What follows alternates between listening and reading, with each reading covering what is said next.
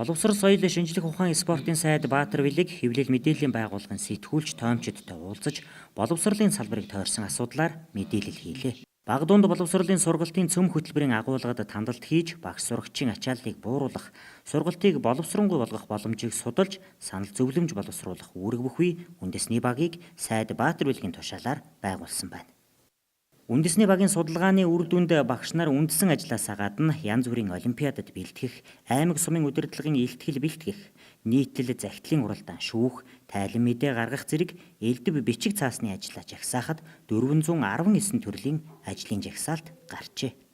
За багш нарын ачаалттай холбоотой бид нар бол яг энэ хичээлийн жил дуусахаас өмнө буюу 6 сараас өмнө бид нар энэ цөм хөтөлбөрийн агуулгад тохируулга хийгээд тэгээд хичээлийн цаг бууруулахыг нь бууруулад багш нарын энэ ажлын ачаалал тэр олон бичиг цаас юмнуудыг багасгах юмнуудын тодорхой шийдвэрүүдийг гаргаад тэгээ энэ 100 багш нараа яг энэ хөтөлбөрийнхөө шинжилтээр багш нартаа нөгөө сургалтуудаа явуулаад 9 сарын 1 гэхэд багш нь багшийнхаа ажлыг хийдэг, сурагчид нь танхимдаа боломжийн ачаалал багтаа ингээд суралцдаг юм болгохоор ингээд зорж ажиллаж байгаа. За ойрын хугацаанд түрүү нэм очил дарга цухас дурдаад өнгөрсөн. Сайдын тушаал гарна. Ер нь энэ нэг маш олон төрлийн энэ хүүхдүүдийг багш нарыг дайчилдаг энэ ажил, арга хэмжээ, уралдаан, олимпиад энэ юмнуудыг зогсооно.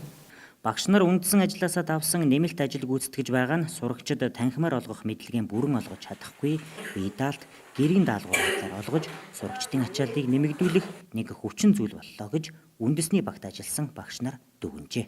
Олон улсын дунджийг аваад үзвэл манай энэ 19 цаг гэдэг бол олон улсын дунджаас баг доогор шиг.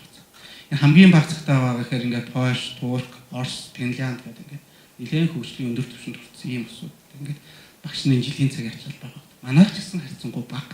Өөрөөр хэлбэл 19 цаг гэдэг багш 19 цаг гэдэг цаг нь ачаал биш. Ерөөсөө энэ хийж байгаа нэмэлт ажлууд нь л өөр ачаал.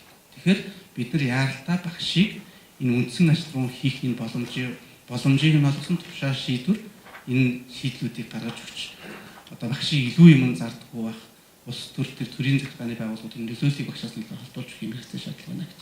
Үндэсний багийн гаргасан өөр нэг дүгнэлт нь сургалтын цөм хөтөлбөрийн агуулга жигд биш, зарим ангид ачаалал хит өндөр, агуулга давхардсан болохыг тогтоосон байна. Тухайлбал суур боловсролын газар зүй мэдээллийн технологи, дүрслэх урлаг, 9-р ангийн химийн хичээлийн агуулга хэтэрхий их цагтаа багтдаггүй байна.